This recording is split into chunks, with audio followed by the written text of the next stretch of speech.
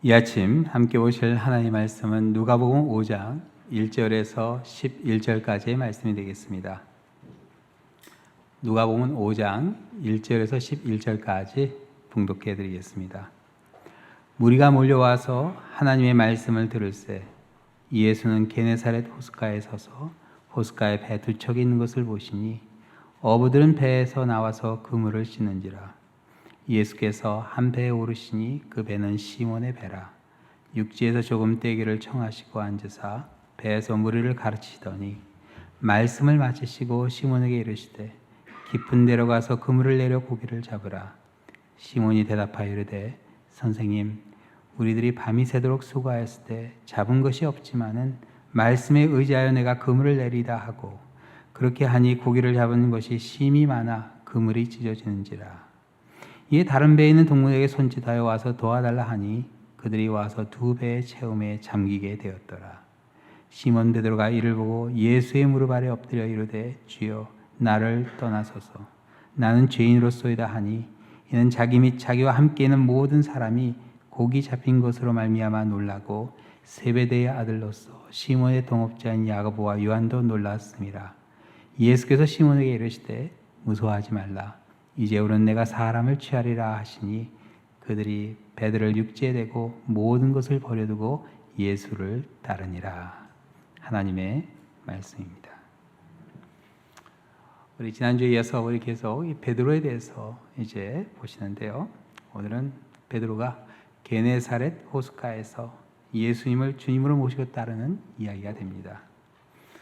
우리 화면에 보시는 저 사진이 갈릴리 호수 사진입니다. 게네사렛 호숫가는 오른쪽에, 지금 이제 지도에서는 왼쪽이 되죠. 게네사렛 그 앞이 바로 게네사렛 호수가 됩니다. 그렇죠. 우리나라에 남해 바다가 있는데 여수 앞은 여수 바다라 그러죠. 마찬가지예요. 갈릴리 호수지만 게네사렛 앞은 게네사렛 호수가 됩니다. 디베리아 앞은 디베리아 바다가 되고요. 그래서 항상 그 도시를 중심으로 어디서 사역하시는지 우리가 알 수 있어요. 그 다음 그림 보시면, 사진 보면은 게네사렛은 그 게네사렛 평지 중앙에 있습니다. 또 그 다음 보시면 저희가 게네사렛 평지입니다. 예수님께서 베드로를 부르신 곳이 되겠습니다. 예수님을 만난 베드로는 그날 자신이 죄인임을 고백하죠. 그리고 그 회개와 함께 새로운 삶이 시작돼요. 이게 회개입니다. 우리가 회개할 때는 단지 과거의 잘못을 뉘우치고 죄송한 마음을 갖는 걸로 끝나는 게 아니라 삶이 달라져야 돼요. 가는 방향이 달라져야 됩니다. 뭔가 새로운 변화가 일어나야 돼요. 우리가 주일날 아침마다 회개하는 시간이 있죠. 주일날 아침마다 우리가 가는 그 방향이 조금씩 달라지는 겁니다. 그런 가운데 어느 한순간 우리 주님과 함께 우뚝 서시는 우리 한 분 한 분 되시기를 축원합니다. 장모님 한번 인사하시겠어요? 회개합시다 하고 인사해 주세요. 네, 진정한 회개가, 회개의 눈물이 항상 주일 아침 이 자리에 우리가 만날 때 역사하기를 축원합니다. 기도하겠습니다. 사랑의 하나님 아버지, 주님 앞에 나와 회개하지만 아버지, 우리의 삶이 회개한 만큼 변하지 못함을 또한 주님 너무나 잘 알고 있습니다. 베드로와 같이 정말 주님의 그 부르심에 순종하게 하여 주시고 온전히 주님을 따르는 가운데 하나님의 놀라운 권능을 체험하는, 증거하는 우리의 삶이 되게 하여 주시옵소서. 이 아침 말씀 전한 자와 듣는 자가 함께 은혜되게 하여 주옵시며 모든 말씀 예수 그리스도의 이름으로 기도드립니다. 아멘. 예수님의 말씀에 순종한 베드로는 그물이 찢어질 정도로 고기를 많이 잡게 됩니다. 밤새도록 수고해도 물고기 한 마리 잡지 못했는데 빈손으로 집으로 돌아갈 뻔했는데 배 두 척 가득 물고기를 잡았으니 마치 꿈을 꾸는 것 같지 않았을까 생각돼요. 예수님께서 베드로에게 주신 뱃삭이었죠. 물고기 몇 마리 줘도 되는데 그게 아니었어요. 그물이 찢어질 정도로, 그렇게 두 배에 가득 채울 정도로, 더 이상 채울 수 없을 정도로 그렇게 가득 부어주셨어요. 자, 뱃삭을 받았으면 예수님 너무나 고맙습니다. 그리고 이제 인사하고 집에 가면 되는데 오늘 베드로는 어떤 일을 하죠? 예수님의 무릎 앞에 엎드려 용서를 구해요. 8절 후반부에 나온 내용이죠. 뭐라고 용서를 구하죠? 주여 나를 떠나소서. 주여 나를 떠나소서. 나는 죄인으로소이다. 아니 도대체 뭘 잘못했다는 얘기죠? 무슨 죄를 졌다는 이야기죠? 배를 타고 말씀을 전하시겠다 하셔서 배를 탈 수 있도록 허락해드리고 말씀 마치실 때까지 기다려드렸는데 아니 뭘 잘못했기에 자기를 떠나달라. 죄인이라 그렇게 이야기했을까? 오늘 이 본문에 보면요. 베드로가 예수님을 부를 때 사용했던 그 호칭에서 우리가 실마리를 찾아볼 수 있습니다. 예수님께서 베드로에게 깊은 데로 가서 그물을 내려 고기를 잡으라 했을 때 예수님께 베드로가 선생님이란 호칭을 쓰죠. 선생님. 여기 베드로가 사용한 이 호칭은요. 유대인의 율법 교사에 대한 존칭인 랍비나 일반적으로 사람들이 선생님을 가리키는 디아스콜라스라는 그 단어가 아니었어요. 베드로가 어떤 단어를 사용했냐면요. 에피스타다라는 단어인데요. 이거는 사람들에게 호령하는 지휘관 또는 행정관을 가리키는 단어예요. 이게 좀 긍정적인 그런 뉘앙스보다는 부정적인 점은 그게 있습니다. 우리나라 사극에 보면은 이렇게 현관날이 해서 날이죠. 그래서 가서 이렇게 막 뭐라 그러면은 네 날이 하겠습니다. 그렇게 좀 그런 뉘앙스가 있어요. 하기 싫은데 뭐 말하니까 뭐 해야 되겠다는 그런 느낌입니다. 근데 재미있는 것은 베드로가 예수님을 에피스타다라고 그렇게 불렀지만 아주 어려워하면서 그렇게 부른 것 같지는 않아요. 깊은 데로 가서 그물을 내려 물고기를 잡으라고 했으면은 그냥 네 그리고 가서 하면 되는 거잖아요. 근데 5절에 보면 베드로가 어떻게 대답하죠? 시몬이 대답하여 이르되 선생님 우리들이 밤이 새도록 수고하였으되 잡은 것이 없지만은 말씀에 의지하여 내가 그물을 내리다 하고 아니 밤새도록 어부가 돼서 물고기 한 마리 잡지 못한 게 아니 무슨 자랑이라고 뭐 이렇게 뭐 굳이 예수님께 설명할 필요가 있었을까요? 사실 우리 번역에는요 말씀에 의지하여로 번역된 우리말이 공손히 신앙적으로 말한 것 같은 느낌을 주지만 이게 원래 번역은 그렇지 않습니다. 영문 번역이 더 정확해요. 영문 번역이 어떻게 나오냐면 because you said so. because you said so. 애들이 막 하기 싫어할 때 뭐 시키면은 because you said so 하고 그냥 뭐 얘기하니까 뭐 내가 하겠다고 그런 뉘앙스입니다. 시키니까 하겠다고 하는데 별로 내킨 일은 아니란 뜻이에요. 근데 그게 그럴 수밖에 없죠. 예수님이 언제 베드로의 배를 쓰겠다고 그러셨죠? 금을 다 씻고 집에 들어가려고 그러는데 배를 쓰겠다고 하신 거였어요. 일방적으로 베드로의 배에 올라타신 겁니다. 근데 다 씻어놓은 그 그물을 다시 던지라고 그러니까 이게 별로 마음이 내키지 않았겠죠. 그거 던지고 나면 다시 씻어야 되는데 다시 정리해야 되는데 그래도 예수님께서 말씀하시니까 내리겠다 그렇게 내렸는데 그 깊은 곳에 내려진 그 그물에 물고기가 가득 잡히고 건조된 그 물고기가 베드로와 옆에 있는 배까지 가득 채우게 된 거예요. 여러분 보통 사람은 그 장면을 보면서 야, 뭐 참 물고기가 많이 잡혔구나 그렇게 생각할 수 있어요. 그러나 베드로는 전문가입니다. 딱 봤을 때 이거는 일어날 수 있는 일이 아니에요. 갈릴리 바다에 있는 물고기 다 여기 모여라 해가지고 딱 떠내면 모를까? 아니 이게 물고기가 그렇게 다 모여 있을 수가 없는 겁니다. 순간 베드로는 그가 목격하고 있는 그 일이 일개 선생님이 할 수 있는 일이 아니라는 사실 너무나 확실히 알게 된 거예요. 여러분 하나님이 하신 일이 있어요. 딱 보면요. 이건 하나님이 역사하셨구나. 이게 불가능한 일인데 정말 하나님이 역사하시는 그 순간에는요. 여러분 그 하나님이 임하셨음을 인정할 수밖에 없게 돼요. 여러분 사복음서의 내용을 정리해 보면요. 오늘 이 본문이 베드로가 예수님을 처음 만난 날이 아니었다는 걸 알 수가 있어요. 우선 오늘 보면 바로 전에 본 누가복음 4장에 보면요. 예수님께서 열병을 앓았던 베드로의 장모님을 고쳐줍니다. 장모님을. 그리고 그 집에 머무시면서 많은 병자를 고쳐주셨어요. 근데 그 내용에 베드로의 이름이 나오질 않아요. 그날 없었는지 그건 알 수가 없지만 그 장모님을 고쳐준 그 내용을 베드로가 정말 몰랐을까? 그리고 지난주 설교 본문이었던 요한복음 1장에 보면요, 베드로의 동생 안드레가 원래 세례 요한의 제자였죠.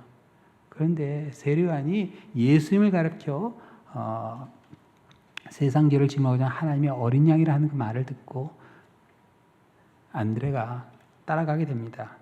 그리고 예수님을 형 베드로에게 소개해 주죠. 근데 갈 때 뭐라고 그랬죠? 좋은 선생님이 있으니까 와서 만나보라. 아니었습니다. 메시아가 나타났다고 해서 예수님을 소개해 줬어요. 그래서 그날 예수님께서 베드로를 만나시고 그 베드로란 별명을 주셨죠. 원래 시몬입니다. 네, 요한의 아들 시몬인데 네가 앞으로 반석과 같은 사람이 될 것이다 하는 그런 예언으로 베드로란 이름을 주셨어요. 헬라어예요. 그래서 그걸 아람어로 하면은 게바가 됩니다. 자, 그러면은 이날 베드로가 예수님이 하시는 말씀을 다 듣고 나서는 예수님을 뭐라고 불렀어야 될까요? 최소한 말씀을 가리키는 디아스클라스나 아니면 랍비, 그러나 메시아라고 소개를 받았으면 메시아에 맞는 존칭을 사용했어야 되는 거 아니에요. 메시아에 맞는 존칭은 딱 하나밖에 없습니다. 주님입니다. 주님. 주여 했어야 되는 거였어요. 그런데 선생님이 웬 말입니까? 근데 배에 가득한 물고기를 보면서 알게 된 거예요. 내가 잘못했구나. 선생님이 아닌데. 여러분, 하나님만 할 수 있는 그 일을 보며 베드로는 주님이라 그렇게 불러요. 그리고 더 일찍 예수님을 주님으로 모시지 못했던 자신의 완악한 마음을 깨닫고 용서를 구한 것이 아닌가 생각돼요. 이 베드로의 죄는 다른 게 아닙니다. 예수님을 그의 마음 밖에 기다리게 한 죄예요. 귀한 손님이 왔는데 문 밖에서 기다리게 하시면 여러분 그거 얼마나 큰 신뢰입니까? 그렇죠? 메시아가 오셨는데 마음은 밖에 기다리게 한 거예요. 바로 옆에서 말씀을 선포하는데 말씀 끝나고 나서 주님, 주는 그리스도시요 살아계신 하나님의 아들이라 그렇게 했으면 얼마나 좋았을까. 그런데 사실 그래요. 밤새도록 금을 던져서 일하고 새벽에 제정신이 없겠어요. 아마 그 말씀 들으면서 꼬박꼬박 졸지 않았을까 생각돼요. 귀에 들어왔겠어요. 이해할 수 있죠. 그러나 메시아를 마음 밖에 두었던 그 자신을 보면서 회개하죠. 요한계시록 2장에 이런 말씀이 나와요. 볼지어다 내 문 밖에 서서 두드리니 누구든지 내 음성을 듣고 문을 열면 내가 그에게로 들어가 그와 더불어 먹고 그는 나와 더불어 먹으리라. 문을 열기만 하면 예수님께서 어떻게 해주세요? 나는 그와 더불어 먹고 그는 나와 더불어 먹으리라. 만족함을 주신다는 뜻이에요. 이 세상이 채워줄 수 없는 그런 만족함을, 그런 풍성함을, 충만함을 체험할 수 있게 해주신다는 그런 뜻이에요. 베드로는 이날 마음문을 활짝 열었죠. 주님을 영접하고 새로운 삶을 시작하게 됩니다. 근데 베드로는 사실 그래요. 정말 자기가 주님을 따를 만한 자격이 없다 생각했는지 처음에 뭐라고 그랬죠? 자기를 떠나달라 그렇게 부탁했죠. 근데 예수님께서는요, 베드로를 용서해 주시고 초대해 주시죠. 10절 후반부에 이렇게 초대해 주셨어요. 새로운 삶이었습니다. 무서워 말라. 이제후로는 내가 사람을 취하리라 하시니. 예수님 베드로에게 어떤 일을 맡기겠다고 그러셨죠? 사람을 취하는 일을 맡기시겠다. 요한복음에 보면 그에게 반석과 같은 역할을 맡기겠다 하셨는데 좀 더 구체적으로 이제 내가 사람을 취하는 일. 이제까지는 물고기를 낚는 어부였는데 사람을 낚는 어부가 되게. 다른 복음서는 그렇게 나와요. 근데 사람을 취하는, 더 정확하게 설명이 나옵니다. 여기 취하리라 해당하는 S쪽으로는 이 헬라어는요, 지역하지 않고 뜻을 풀어 의역하면 사람의 생명을 위험으로부터 구한다는 그런 뜻이 있어요. 내가 이제부터는 사람들의 생명을 그들의 그 위험으로부터 구해내는 그런 역할을 하게 될 것이다. 그런 뜻이에요. 그래서 70인의 역이라는 고대 성경 번역에는 생명을 구한다 그렇게 번역이 되기도 합니다. 자, 어떤 일이 사람의 생명을 구해주는 일일까요? 물에 빠진 사람 구해주면 그게 생명을 구하는 일이 되죠. 그러나 구해줄 그때뿐입니다. 그러나 인생의 절망 가운데, 좌절 가운데 있는 사람을 구해주면 그 인생이 바뀌어요. 그렇죠. 바로 그런 걸 가리키는 겁니다. 베드로가 지나가는 말처럼 했지만 예수님께서 깊은 곳에 그물을 던지라 할 때 했던 말 기억하시죠? 밤이 새도록 수고하였지만 잡은 것이 없다. 베드로의 삶은 이 한마디로 딱 정리가 되는 것 같아요. 밤이 새도록 그렇게 일을 했던 베드로였어요. 한 마리도 잡히지 않는데, 아니 물고기에 생명을 건 것도 아니고 왜 밤새도록 그물을 던졌을까 궁금하지 않으세요? 아니 그렇게 물고기 낚는 게 좋았을까? 근데 그게 아니었어요. 헨슨이란 성서 역사학자가 그 연구에 의하면 베드로와 같은 갈릴리의 어부들은 당시 그렇게 살 수밖에 없었던 이유가 있었다고 그래요. 1세기 갈릴리 어부들은 단순히 고기를 잡아서 먹고 사는 사람들이 아니었다고 합니다. 갈릴리 바다를요, 요한복음에 보면 디베리아 바다라 그렇게 불렀어요. 디베리아는 로마 황제 이름이죠. 이게 무슨 뜻이냐면은 그 바다 속에 있는 모든 물고기는 다 누구 거예요? 황제 거란 뜻입니다.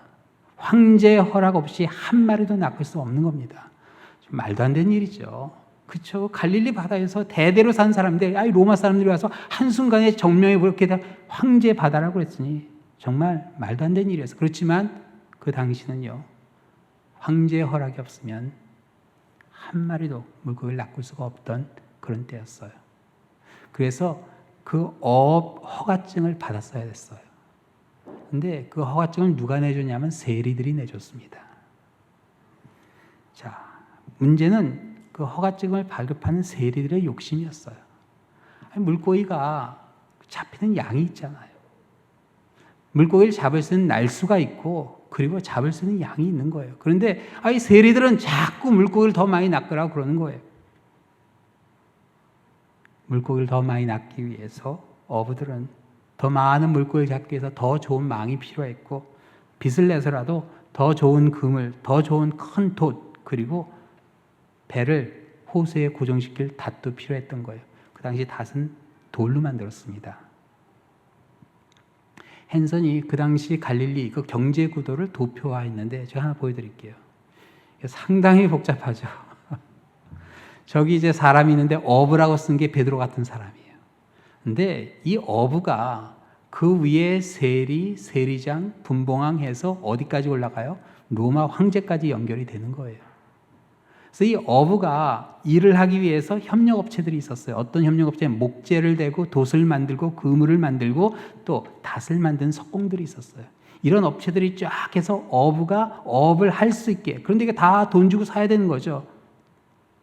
자, 그래서 이제 어업 허가증을 받아가지고 고기를 낚으면 그게 공장으로 갑니다. 그럼 물고기를 냉장고가 있던 시대도 아니기 때문에 이게 다 식초고 소금에다 재는 거예요. 그래서 거기에 필요한 물건들이 또 쫙 거기 있죠. 뭐 식초 그리고 뭐 식재료 거기다가 향신료라든지 그리고 항아리, 소금 뭐 이런 것들을 다 또 공급을 받아야 되는 거예요. 그래서 공장에서 만들어진 그 상품이 도매상으로 넘어가고 도매상에서 소비자로 넘어가는 거예요. 그래서 어부가 공장, 도매상, 소비자로 이렇게 쫙 유통 과정이 만들어지는데 이 모든 과정에 다 위에 누가 있어요? 세리들이 다 세금을 떼는 거예요. 세금을 떼는 거예요. 그 세리들이 세금을 다 모아서 누구한테 줘요? 세리장에게. 성경에 나오는 누가복음의 가장 유명한 세리장 기억하시죠? 누구죠? 삭개오죠. 네, 삭개오. 삭개오는 이런 사람이었어요. 여러분, 대단한 사람입니다. 그래서 그 거두어진 그 세금을 다 누구에게 올려요? 분봉왕 헤롯에게 올리면은 헤롯은 그 세금을 다 모아서 로마 황제에게 헌납하는 겁니다. 이 엄청난 경제 구조를 움직이는 가장 그 핵심 인물이 누구예요? 물고기를 잡는 어부예요. 그러니 여러분 생각해 보세요. 어부가 물고기를 잡지 않으면 이게 다 서버리는 겁니다. 그러니까 이 스트레스가 엄청났을 것 같지 않으세요? 한 마리 잡지 못해도 동이 틀 때까지 그물을 던질 수밖에 없는. 그런데 할당된 고기를 잡지 못하면 허가증을 못 받아요. 그러면 품삯을 받는 품꾼으로 떨어집니다. 아마 베드로가 빈 그물을 거둘 때마다 입이 바싹바싹 탔을 거예요. 그렇죠? 이거 못 내면 또 우리 가족이 품꾼이 되면 어떻게 하나. 그런 걱정. 그렇죠? 아마 이건 가장들이 다 가지고 있는 그런 아픔이 아닐까 싶어요. 그렇죠? 가족들을 위해서 정말 또 이민사회에서 더 그렇죠. 얼마나 경쟁이 치열해요. 그런 가운데 살아남기 위해서 정말 아마 이 베드로의 마음 다 이해하시리라 저는 봅니다. 어부들의 삶이 이랬어요. 그런데 사실 그래요. 이 어부들의 삶은요, 정말 희망이 없는 삶이에요. 한 마리도 잡지 못해도 밤이새도록 수고했고 결국 같은 일을 아들에게, 손자에게 자자손손이 물려줘야 되는데 이게 미래가 없는 삶이에요. 그렇죠? 이게 좋아질 가망이 안 보이는 그런 삶이에요. 거기서 헤어나오질 못합니다. 그냥 그 속에 갇혀 있는 거예요. 그런데 그날 예수님의 말 한마디에 베드로가 어떤 세상을 보게 되죠? 인간의 욕심으로 숨막히는 그런 세상이 아니라 하나님의 능력으로 펼쳐지는 세상을 보게 돼요. 어떤 세상이죠? 예수의 말 한마디에 정말 생각지도 못한 그런 일이 정말 마음속에 꿈속으로 그리던 그런 일이 그냥 한순간에 이루어지는 거예요. 새로운 가능성을 봐요. 근데 그 사건은요, 시작일 뿐이었어요. 그렇죠? 시작일 뿐이었어요. 예수님과 함께 하면서 물이 포도주로 변하는, 극상품의 최고의 포도주로 변하는 걸 보게 돼요. 떡 5개, 물고기 2마리를 5,000명 여인들과 아이들을 포함하지 않고 그리고 12광절에 남는 놀라운 역사를 체험하죠. 폭풍 중에 그 바다를 걷게 되고 병자가 일어나고 귀신이 쫓겨나가고 심지어 죽은 자가 다시 살아난 놀라운 하나님의 능력을 직접 보고 체험하게 돼요. 그 모든 시작이 어디에서 시작됐어요? 바로 이 게네사렛 호숫가. 11절 말씀이요. 그들이 배들을 육지에 대고 모든 것을 버리고 예수를 따르니라. 그날 집으로 돌아갔으면 하나도 못 보는 겁니다. 뱃삭밭 챙긴 거 그걸로 그냥 끝나는 거예요. 인생이 변하지 않습니다. 그걸로. 예수의 부르심에 순종하여 살기 그 시작하는 그 결단 가운데 놀라운 변화가 일어나요. 자, 어떤 삶이 예수의 부름에 순종하는 삶인가? 오늘 말씀에 보면 다른 게 아니에요. 바로 지체하지 않고 따르는 삶이에요. 부르실 때 바로 가야 돼요. 예수님 좀 생각해보고, 우리 아버지 장례식 마치고. 안 돼요. 안 된다고 그랬잖아요. 나를 따라라고 그랬잖아요. 예수님께서. 그날 베드로는 예수님을 바로 따랐어요. 그런데 가지고 있는 배를 팔았나요? 아니요. 배는 그대로 있었습니다. 예전 같았으면 그 배를 아무도 그렇게 놔둘 수가 있겠어요. 그렇죠? 거기 있는 그 물고기를 보면서 이거 아까워서 이거 그대로 놔두면 다 못 쓰게 되는데 아마 그런 걱정에 예수님 먼저 가시라고 다 체결하고 갔겠죠. 그런데 그게 아니었어요. 재밌어요. 예수님과 3년 같이 하고 공생애를 마치고 예수님께서 십자가에 죽고 부활하신 후에 갈릴리로 다시 돌아왔을 때 베드로가 배 타고 나가서 또 물고기 낚았죠. 그 배가 누구 배였을 것 같으세요? 그대로 있었어요. 여러분 예수님 따르기 위해서 재산을 정리해야 된다 그런 거 아닙니다. 사실 정리하라고 해서 정리되는 것도 아니죠. 예수님을 찾아온 부자 청년의 경우가 그랬잖아요. 그러나 그날 베드로가 그 모든 걸 다 놔두고 예수님을 따랐던 그 결정은요. 그 배, 물고기 그런 것들 아까워하면서 따른 건 아니었습니다. 이게 믿기지가 않지만 한순간에 너무나 귀하게 생각했던 그런 것들이 그냥 가치를 잃어버린 거예요. 가치를 잃어버린 거예요. 가치관의 변화죠. 우리 잘 아는 찬송가 436장 나 이제 주님의 새 생명 얻으면 옛것은 지나고 새 사람이로다. 이 찬양 참 좋아요. 그렇죠? 옛것은 지나고 새 사람이로다. 그 생명 내 마음에 강같이 흐르고 그 사랑 내게서 해같이 빛난다. 여러분 이렇게 살고 계시나요? 이렇게 살고 계세요? 정말 그 생명이 여러분의 가슴속에 정말 강같이 흐르고 그 사랑이 여러분의 가슴속에 해같이 빛나나요? 주 안에 감추인 새 생명 얻으니 이전에 좋던 것 이제는 값없다. 2절, 이 구절이 참 중요한 것 같아요. 이전에 좋던 것 이제는 값없다. 가치관의 변화죠. 우리가 주님을 따르게 될 때 그 가치관의 변화가 있어요. 이전에 참 좋았던 것이 그냥 한순간에 가치를 다 잃어버리는 거예요. 이 관심이 없어지는 거예요. 왜? 더 귀한 것을 발견했기 때문에. 그래서 마태복음 13장은 예수님께서 그 가치관의 변화에 대해서 이렇게 말씀해 주셨죠. 천국은 마치 좋은 진주를 구하는 장사와 같으니 극히 값진 진주 하나를 발견하며 가서 자기의 소유를 다 팔아 그 진주를 사느니라. 너무나 값진 진주를 하나 발견했는데 그 진주를 사기 위해서 고민하고 염려하고 걱정하고 아니에요. 그냥 거침없이 다 정리해서 그 진주를 하나 샀다. 여러분, 부르심에 순종한 삶은요, 세상을 포기한 삶이 아닙니다. 그런 걸 강요하는 종교도 있어요. 세상 걸 다 포기해야 되냐. 그거 아니에요.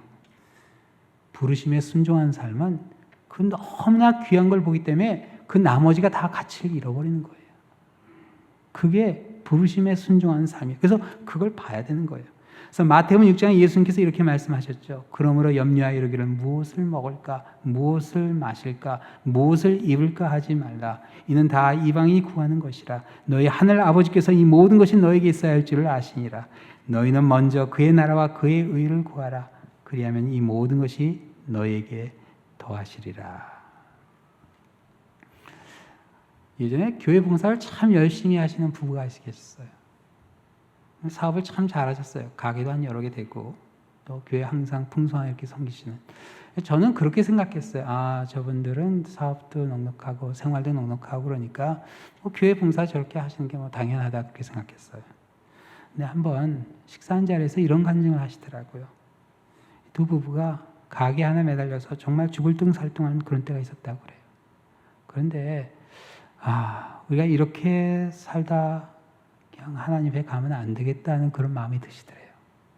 그래서 그래 조금 덜 벌고 그래 덜 쓰더라도 그래 사람들 쓰고 하면서 우리가 하나님이 우리에게 맡기신 일을 제대로 한번 하자 하는 그런 결단을 내리셔야 돼요. 쉬운 결단 아닙니다. 그런데 참 이상하게요. 그 결단을 내리고서 섬기는데 일하는 사람이 들어오는데 과거에는 막 좀 이상한 사람이 들어와서 막 문제를 일으키고 차라리 안 쓰는 게 낫겠다 막 그런 생각을 했는데 너무 좋은 사람들이 들어오는.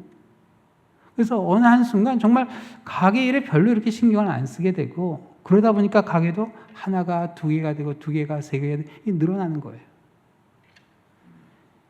여러분 이거 정확히 보셔야 돼요.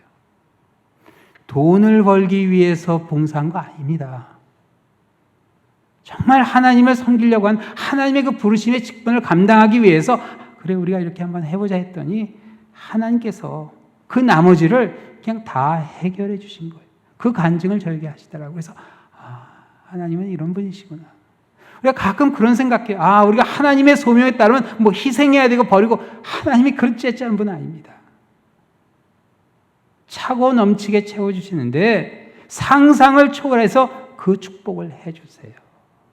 그리고 그 축복이 임할 때는 내가 열심히 일해서 내가 이만큼 했으니까 누린 거 아니라 하나님이 이렇게도 축복해 줄 수 있구나. 하나님이 이렇게도 역사하실 수 있구나. 그게 느껴지는 거예요.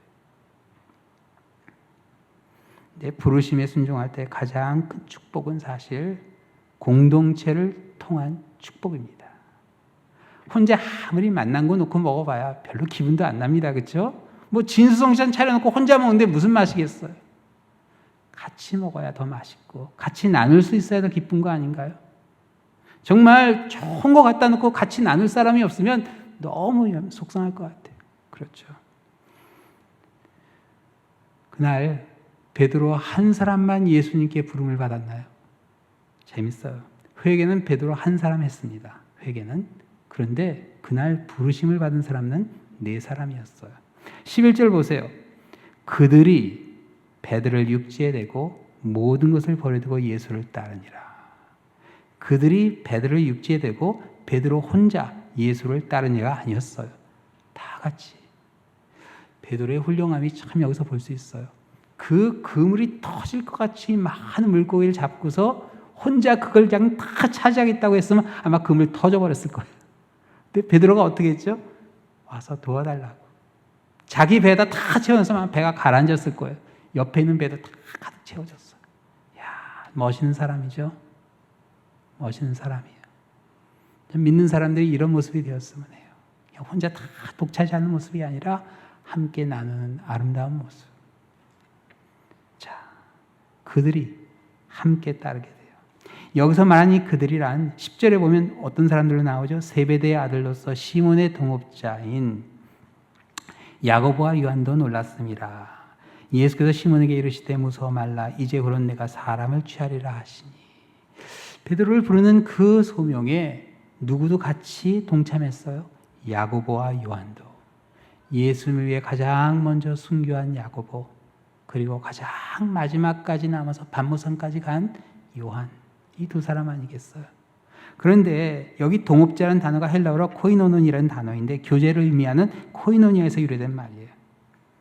베드로와 동생 안드레, 세베대의 두 아들 야고보와 요한, 코이노니아, 진정한 사귐과 교제 가운데 예수님을 따르게 돼요. 축복을 함께 나누는. 어떤 분이 로또를 사가지고 이제 저한테 목사님 이걸 샀다고 그래요. 그래서 뭐 로또를 믿는 사람이 또 사고, 뭐 권장하진 않았어요. 또 그분이 또 이제 그러니 이 로또 하면 목사님 이거 반을 놔두겠대요. 그래서 됐다. 뭐 그러고 이제 잊어버려서 조금 있다 또 하더니 뭐 반까지는 아니고 조금 됐다고 다 가지시라고 제가 그랬던 기억이 나요. 뭐 당첨된 것도 아닌데 뭐 사람의 마음이 그래요. 그렇죠? 참 진정한 교제, 사귐이 있는 아름다움 얼마나 감사해요. 베드로는 그날 예수님을 따르는 가운데 두 배 가득한 물고기만이 아니라 정말 평생을 같이 할 믿음의 동역자들을 만나게 돼요. 여러분 이거는요 정말 너무나 큰 축복이에요. 우리가 신앙생활하면서 정말 함께 할 수 있는 동역자를 만나는 건 너무나 큰 축복입니다. 이 네 사람이 일기생이죠. 이 제자만 할 때 일기생들이 참 중요해요. 특별합니다. 말씀 맺겠어요. 베드로는 그날 아침 구원을 받았어요. 밤이 새도록 그물을 던져야 하는 인간의 끝없는 욕심을 얽힌 그 삶에서, 희망이 없는 삶에서 하나님의 능력을 기대하는 삶으로 예수님께서 구원해 주신 겁니다. 구해 주셨어요. 그대로 놔뒀으면 아마 그렇게 살다 죽었을 거예요. 그런데 그게 아니에요. 하나님의 나라를 바라보게 돼요. 베드로가 보았던 그 세상을 주님께서 이 아침 우리에게 보여주고 계시죠. 그리고 우리 마음 문을 두드리세요. 하나님의 나라는 죽어서 간 나라가 아닙니다. 내 주 예수 모신 것이 그 어디나 어떤 나라, 하늘나라가 되는 거예요. 주님의 부르심에 순종하는 가운데 하나님의 놀라운 능력을 체험하시는, 주님의 신실하심을 체험하시는 우리 한 분 한 분 되시는 가운데 정말 하나님 나라의 축복을 누리시는 우리 모든 분들 되시기를 우리 주님의 이름으로 축원합니다. 기도하시겠습니다. 이 아침 우리를 이 자리로 불러주신 주님 감사합니다.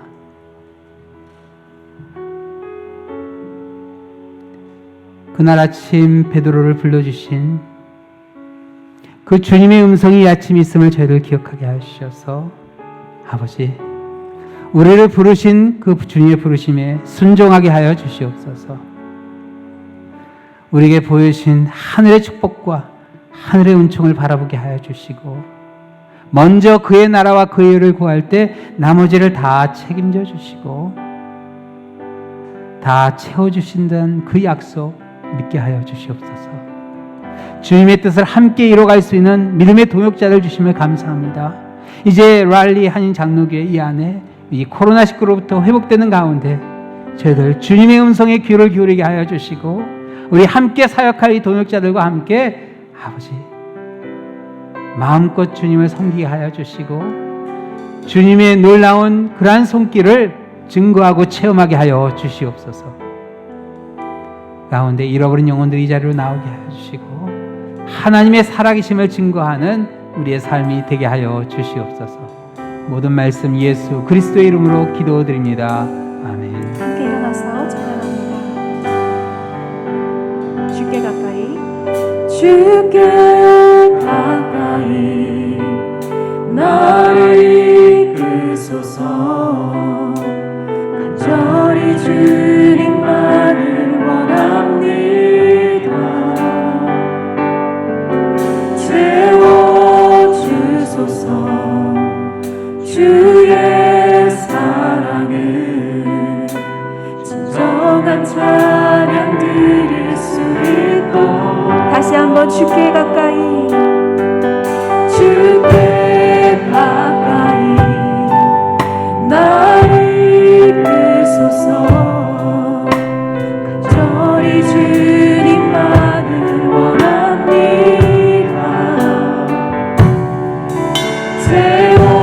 채워주소서. 주의 사랑을 진정한 찬양 드릴 수 있도록. 목마른 나의 영혼 주를 부르니 나의 맘 만져 주소서. 주님만을 원합니다. 더 원합니다. 나의 맘 만져 주소서. 주께 가까이 하는, 주께 가까이 나 이끄소서. 간절히 주님만을 원합니다. 채워주소서. 채워주소서. 주의 사랑을 진정한 찬양 드릴 수 있도록. 목마른 나의 영혼 주를 부르니 나의 맘 만져 주소서. 주님만을 원합니다.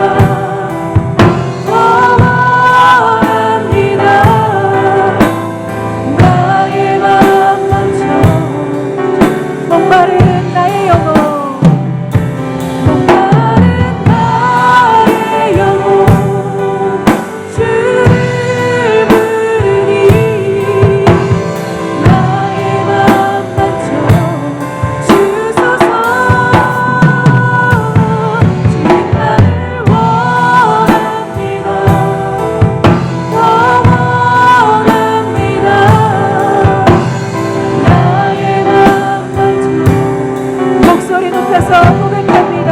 목마른 나의 영혼, 목마른 나의 영혼 주를 부르니 나의 맘 만져 주소서. 주님만을 원합니다. 더 원합니다. 나의 맘 만져 주소. 목마른 나의 영혼, 나의 영혼 주를 부르니 나의 맘 만져 주소서. 나를 원합니다.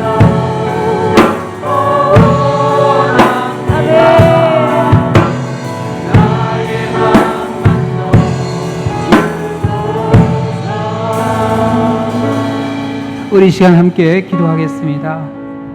밤이 새도록 그물을 던질 때 베드로의 마음엔 그랬을 거예요. 한 마리만 잡히면 너무 좋겠다.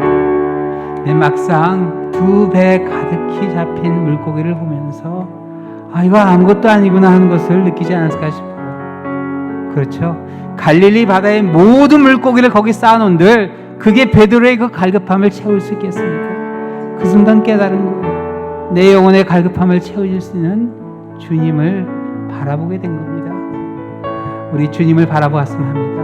내 영혼의 갈급함을 채워주시고 그 갈급함 가운데 우리에게 허락하시는 참 믿음의 동역자들을 바라보게 될 때 그 안에 채워지는 축복이 있습니다. 우리 시간 함께 기도하는 가운데 하나님 제 이 갈급한 영혼을 채워주시옵소서.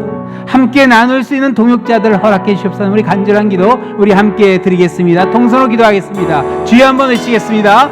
주여! 아버지 역사하여 주시옵소서. 이 갈급한 영혼을 아버지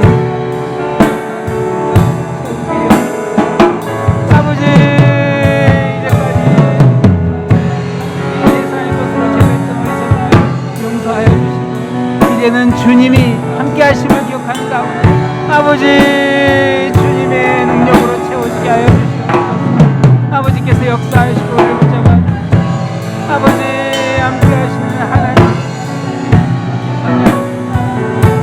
아버지 주님을 뜻밖에 기다리게 하지는 않은지 아버지 이 시간 주님을 바라봅니다. 아버지 저희 갈급한 영혼을 채워주시옵소서. 아버지 주님께서 채워주시고 아버지 주 안에서 정말 다시 한번 확신을 갖게 하여 주시옵소서. 아버지 역사하여 주시옵소서. 아버지께서 베드로의 결단으로 그날 믿음의 공동체가 만들어집니다. 그 네 사람 정말 마지막까지 같이 가는 그 귀한 사역을 하게 됩니다. 우리 회복되는 우리 교회 안에 정말 우리 주위에 그렇게 함께 주님을 따를 수 있는 믿음의 동역자들이 세워질 수 있도록 우리 이 시간 함께 기도하겠습니다. 사랑의 하나님 아버지 저희를 간절히 기도합니다. 아버지 베드로에게 안드레를 주시고 야고보를 주시고 요한을 주시고 다른 제자들을 허락해 주신 하나님 감사합니다. 아버지 그러한 동역자들이 저희를 너무나 절실히 필요합니다. 아버지 저희들 기도하는 가운데 우리 랄리아인 장로교회 안에 정말 함께 주님의 비전을 나누고 꿈을 나눌 수 있는 그러한 동역자들이 세워지게 하여 주시옵소서. 우리 찬양팀의 새로운 사역자들이 세워지게 하여 주시고 아버지 각 위원회 아버지 각 선교회 아버지 함께 주님의 비전을 나누는 사역자들이 세워지게 하여 주시옵소서. 아버지 당회에 세워주시고 집사를 세워주시고 아버지 각 위원회 주님께서 세워주시옵소서. 역사하여 주시고